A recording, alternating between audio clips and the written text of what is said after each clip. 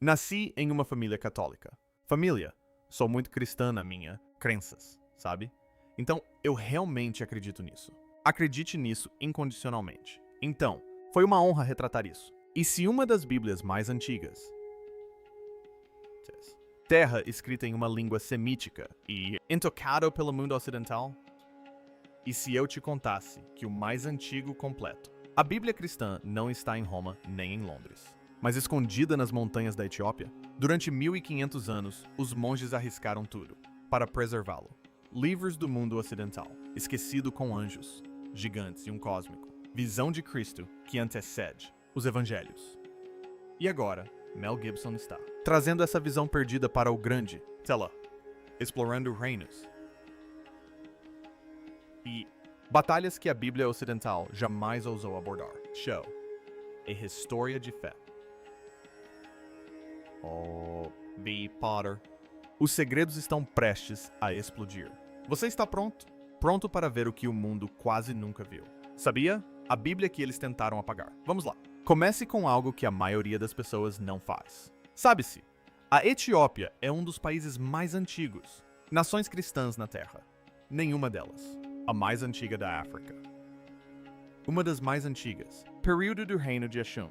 A antiga cidade de Ashum, na Etiópia, prosperou como capital do primeiro reino etíope, fundado no final de o primeiro século. O antigo Etíope, império centrado no que hoje é o Rio Tigre. A região adotou o cristianismo como seu estado. Religião no século IV, por volta de 330 d.C., sob o reinado do rei Azana. Isso é décadas antes do Império Romano fazer o cristianismo sua fé oficial sob Teodósio em 380. Enquanto a Europa ainda debatia seguir Cristo ou Júpiter, Etíope, os reis já estavam construindo igrejas, erguendo obeliscos com inscrições, símbolos cristãos e comissionamento. Traduções das escrituras para Gaés. A tradição etíope também reivindica uma ligação com o rei Salomão e a rainha de Sabá, e acredita que a Arca de... O pacto foi trazido para a Etiópia por seu filho Menelik, uma tradição que é central para a identidade etíope, inseparável de seu cristianismo. Não, a Bíblia que eles criaram não era a mesma. Bíblia que mais tarde se tornaria padrão. Em Roma, Constantinopla ou Londres, os tuarro da Igreja Ortodoxa Etíope. A igreja compilou um cânone bíblico de 81 versículos, livros, 46 no Antigo Testamento e 35 no Novo. Alguns estudiosos estimam o número até 88, dependendo de quão certo. As compilações são contabilizadas. De qualquer forma, é isso. Supera em muito os 66 protestantes e até mesmo excede os 73 católicos.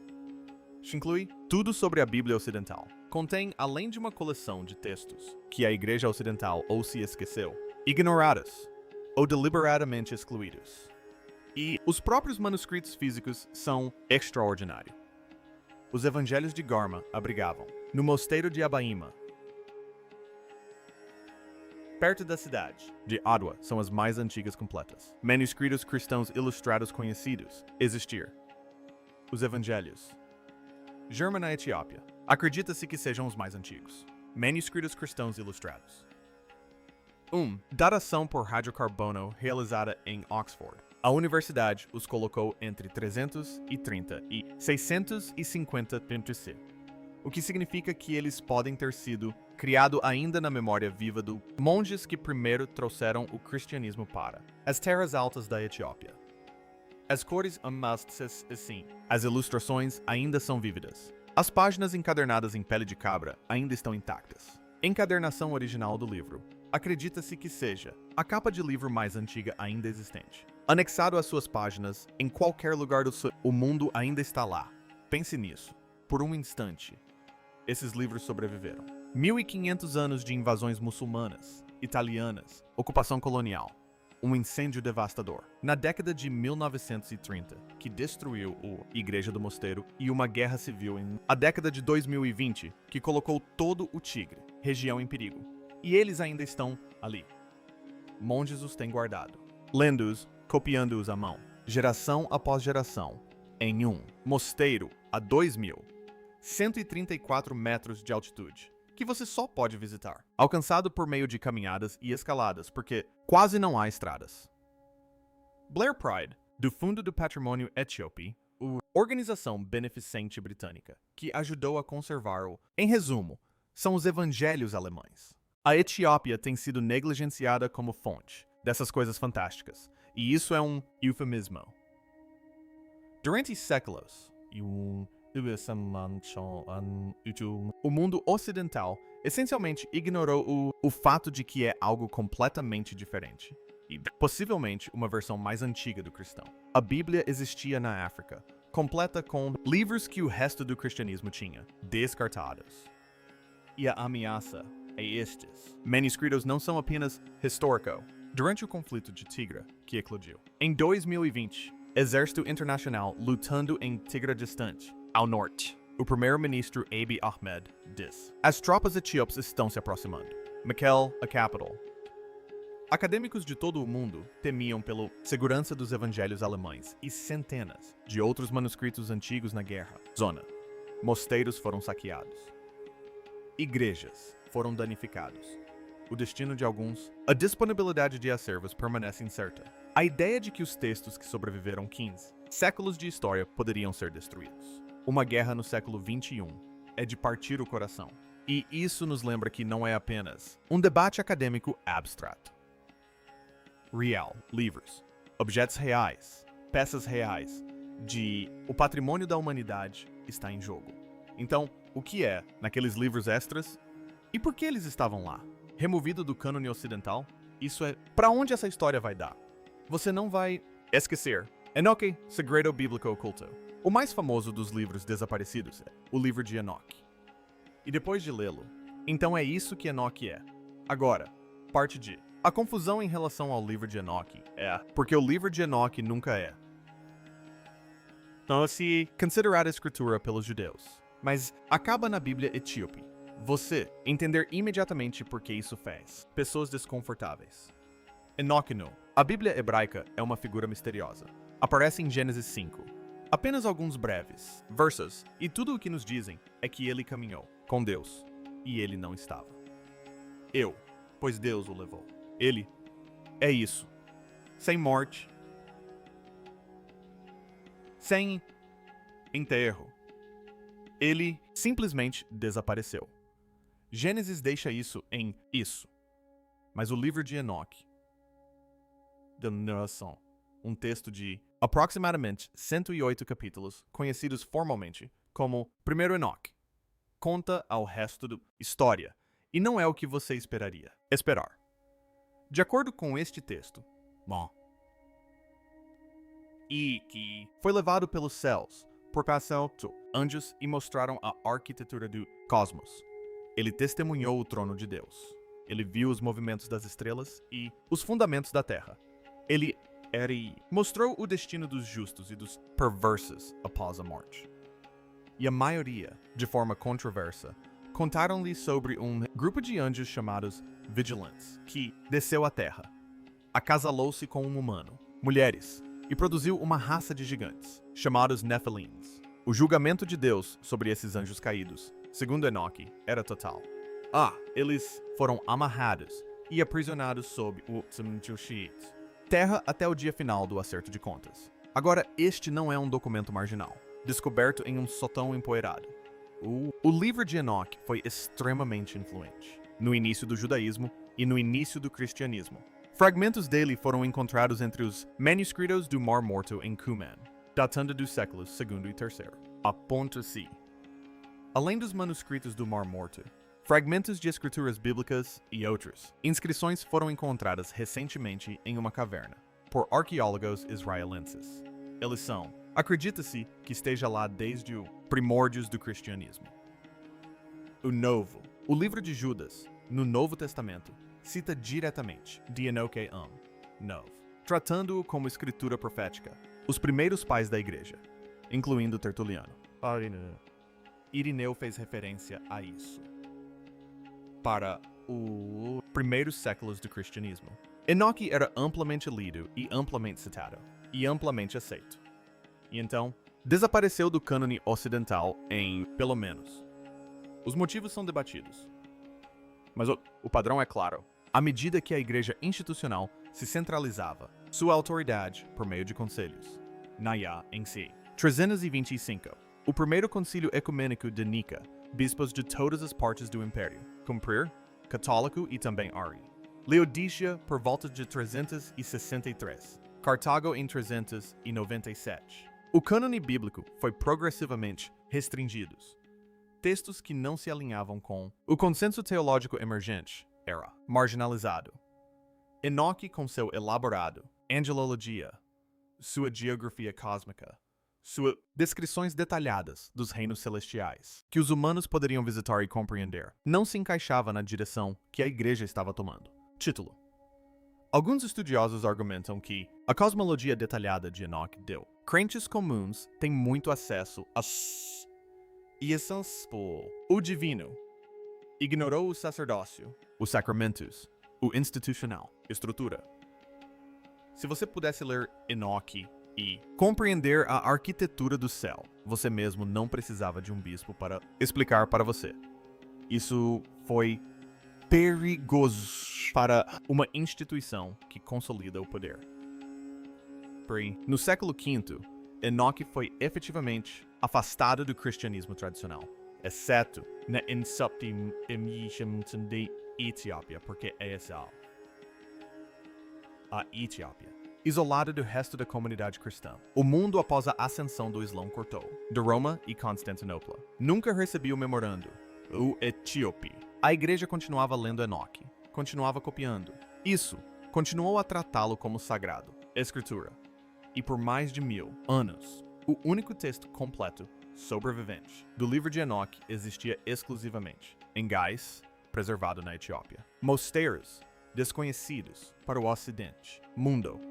Foi somente no final do século XVIII, aquele explorador escocês James Bruce trouxe cópias do Gais Enoch, manuscritos de volta para a Europa. O mundo ocidental finalmente pôde ler o que estava desaparecido há mais de um milênio. E aqui está um detalhe que fará você olhar para o Novo Testamento de forma diferente. Se você ler Enoque ao lado de o livro do Apocalipse, os paralelos são impressionantes. Ambos descrevem um final, julgamento cósmico. Ambos descrevem tronos, de glória. Ambos descrevem exércitos angelicais. Ambos descrevem a ligação e a punição das forças espirituais do mal. Apocalipse. Imagens de um Cristo radiante julgando, descendo do céu para derrubar o poderes do mundo. Parece uma descrição direta.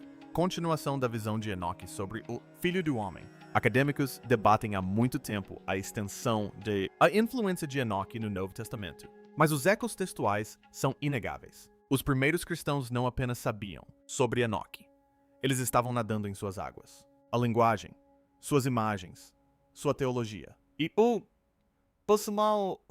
Então, ao longo de alguns séculos, o material original foi discretamente configurado. A parte, enquanto o texto é adjacente, a revelação foi mantida em sigilo. A visão cósmica de Cristo. Mas é aqui que a história se aprofunda, do que a maioria das pessoas imagina, porque o livro de Enoque não apenas descreve anjos e gigantes. Descreve uma figura que os primeiros cristãos reconheceram imediatamente, no seção conhecida como as Parábolas de Enoque, capítulos 37 a 71. Existe uma figura chamada Filho do Homem. Ele é descrito como um ser pré-existente, escolhidos por Deus antes da criação do mundo. Ele se senta em um trono de glória. Ele julga os reis e os poderosos. Ele é radiante com luz divina. Ele está oculto do mundo, mas revelado ao justo. A linguagem usada para descrevê-lo é surpreendentemente semelhante a como o Novo Testamento descreve Jesus. E muitos estudiosos acreditam que os cristãos leram estas passagens e viram, neles há uma profecia de Cristo. Pense sobre o que isso significa. Os evangelhos foram escritos antes de Paulo. Cartas circularam.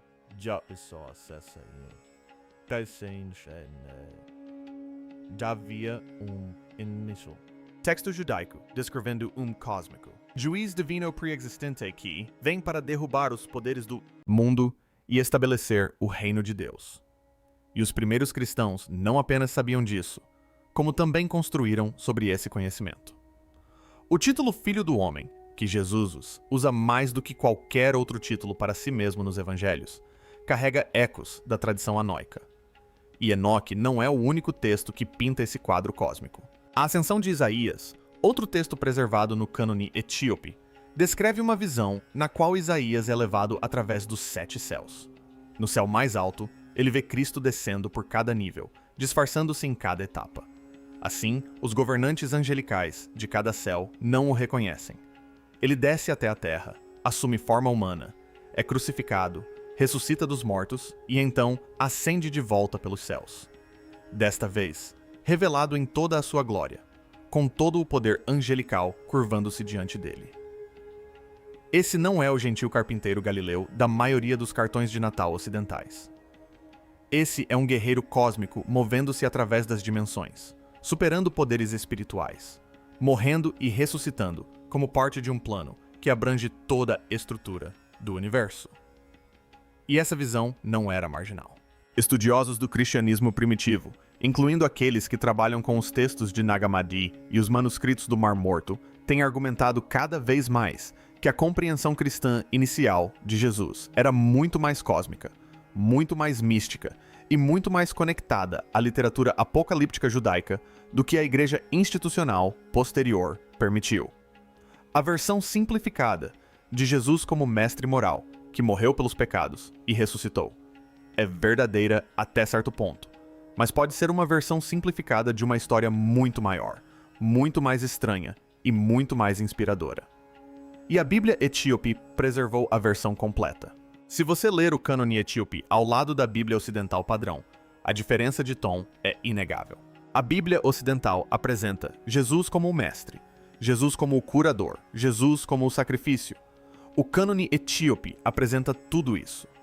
E então apresenta Jesus como o rei cósmico, atuando na própria arquitetura celestial, executando um plano que foi posto em movimento antes da fundação do mundo.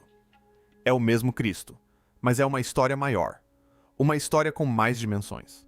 E para os fiéis etíopes, essa história jamais se perdeu. Estava tudo ali, na Bíblia deles, o tempo todo. E considere o que isso significa para a nossa compreensão do culto cristão primitivo. Se os primeiros seguidores de Jesus liam Enoque, se compartilhavam a narrativa da ascensão de Isaías, e se sua compreensão de Cristo era moldada por essa estrutura cósmica multidimensional, então seu culto, suas orações, suas expectativas sobre o significado da fé deviam ser fundamentalmente diferentes do que a maioria dos cristãos ocidentais vivencia hoje. Eles não estavam apenas relembrando uma figura histórica. Estavam participando de um drama cósmico que se desenrolava desde antes da criação do mundo. Esse é um tipo muito diferente de cristianismo. E a igreja etíope pode ser o último lugar na Terra onde ele ainda existe em sua forma original. Monges que desafiaram o tempo. Gostaria de fazer uma pausa aqui para falar sobre o lado humano desta história, porque a razão pela qual qualquer um desses textos sobreviveu reside em seres humanos individuais. Monges, escribas, sacerdotes que passaram a vida inteira copiando manuscritos à mão em mosteiros que, em alguns casos, estão literalmente esculpidos nas laterais de penhascos. Agora, imagine-se lá. Você está no norte da Etiópia, na região de Tigra, à beira de um planalto que despenca em um penhasco íngreme. O ar é rarefeito, o vento é constante e, esculpido na rocha abaixo de você, acessível apenas por corda e uma série de apoios para os pés talhados à mão, está um mosteiro que tem sido ocupado continuamente por mais de 1000 anos. É um dos locais mais sagrados da Etiópia. Aqui, 11 igrejas medievais foram esculpidas diretamente na montanha. Foram construídos no século XII d.C. por um rei cristão. Lá dentro, em salas iluminadas apenas por velas e pela tênue luz que filtra por janelas estreitas, os monges fazem o que fazem aqui há 50 gerações: ler, rezar e copiar as escrituras. Os mosteiros etíopes são diferentes de tudo o que você já viu no Ocidente. Alguns estão situados em montanhas de topo plano chamadas ambas, acessíveis apenas, por escalada, em paredões rochosos íngremes com cordas, enquanto outros se escondem em cavernas nas bordas de penhascos. As famosas igrejas rupestres de La Bella foram esculpidas diretamente na rocha vulcânica sólida no século XII. A Etiópia é um importante local de peregrinação às igrejas rupestres de La Bella. A Etiópia fica no nordeste da África. Um planalto elevado foi formado por rocha vulcânica derretida. Parecem ter sido projetadas por pessoas que levaram a expressão construídas sobre uma rocha, ao pé da letra. Esses não são lugares confortáveis. São lugares de extrema devoção. E dentro desses mosteiros, século após século, monges sentavam-se com pergaminho de pele de cabra, tinta moída à mão e lápis afiados, copiando as escrituras letra por letra em gaélico, uma língua que já era antiga mesmo na Idade Média. Cada manuscrito podia levar meses ou anos para ser concluído. Cada um era considerado sagrado. Cada um era envolto em tecido, guardado em baús de madeira e protegido como uma relíquia sagrada. Os monges sírios, conhecidos como os Nove Santos, que chegaram à Etiópia no final do século V e início do século VI, fugindo da perseguição após o Concílio de Calcedônia em 451 d.C., foram fundamentais para essa tradição. Eles vieram do vasto mundo mediterrâneo, trazendo consigo textos gregos, siríacos e hebraicos, e supervisionaram o enorme projeto de tradução dessas escrituras para o gaélico. Não se tratava de uma conversão mecânica, palavra por palavra. Foi uma síntese cultural, que inseriu as escrituras na estrutura linguística e filosófica do chifre da África. E quando a ascensão do Islã no século VII isolou a Etiópia do resto do mundo cristão, esses mosteiros se tornaram ilhas. Por mais de 1000 anos, a Igreja Etíope desenvolveu sua própria teologia, sua própria liturgia, sua própria arte e seu próprio cânone das escrituras em isolamento quase total de Roma, Constantinopla e, posteriormente, da Reforma Protestante. Enquanto a Igreja Ocidental debatia quais livros incluir e excluir, a Igreja Etíope já havia tomado sua decisão séculos antes e preservou tudo. Esse isolamento, que poderia parecer uma desvantagem, acabou sendo o que preservou esses textos. O livro de Enoque sobreviveu porque monges etíopes continuaram a copiá-lo, enquanto o resto do mundo se esqueceu de sua existência. O livro dos Jubileus sobreviveu pelo mesmo motivo. O mesmo aconteceu com a ascensão de Isaías, e os monges que guardam esses textos não os consideram artefatos históricos. Mark Winstanley, um conservador que trabalhou nos Evangelhos de Germain, descreveu como os monges entendem esses manuscritos. Os monges acreditam que o livro possui os poderes mágicos de um texto sagrado. Se alguém está doente, trechos do livro são lidos para essa pessoa, e acredita-se que isso lhe dará força. Estas não são peças de museu. São escrituras vivas, lidas em voz alta para os enfermos, cantadas na liturgia, tratadas com a reverência que se dedicaria à própria voz de Deus. Esses monges não sabiam que estavam preservando algo que o resto do mundo havia perdido. Eles simplesmente estavam sendo fiéis às escrituras que haviam recebido. E essa fidelidade, mantida ao longo de 15 séculos de invasões, guerras, fome e isolamento, é um dos atos mais notáveis de preservação cultural da história da humanidade. Quando James Bruce, o explorador escocês, trouxe cópias do livro de Enoque de volta para a Europa em 1773, foi a primeira vez em mais de 1000 anos que estudiosos ocidentais viram o texto completo. Os monges o mantiveram vivo, letra por letra, século após século. Enquanto o resto do cristianismo se esqueceu de sua existência, a Bíblia que inspirou Gibson. E agora, no século XXI, essa história antiga volta a ser relevante, e os motivos são fascinantes. Primeiro, a pesquisa moderna. Ao longo das últimas décadas, os pesquisadores têm obtido acesso cada vez maior a manuscritos etíopes, que eram anteriormente desconhecidos ou não estudados. A Fundação Horn Heritage lançou recentemente um abrangente arquivo digital de manuscritos etíopes, incluindo digitalizações em alta resolução de textos que estudiosos ocidentais nunca haviam tido a oportunidade de examinar. O resultado foi uma explosão de interesse acadêmico na tradição bíblica etíope e sua relação com as origens do cristianismo. Em segundo lugar, os manuscritos do Mar Morto. Quando fragmentos do livro de Enoque foram encontrados entre os manuscritos em Qumran, isso confirmou o que os monges etíopes vinham dizendo há séculos, que Enoque era um texto antigo e importante, não uma invenção medieval. Os manuscritos deram a Enoque uma proveniência que o meio acadêmico ocidental não podia mais ignorar.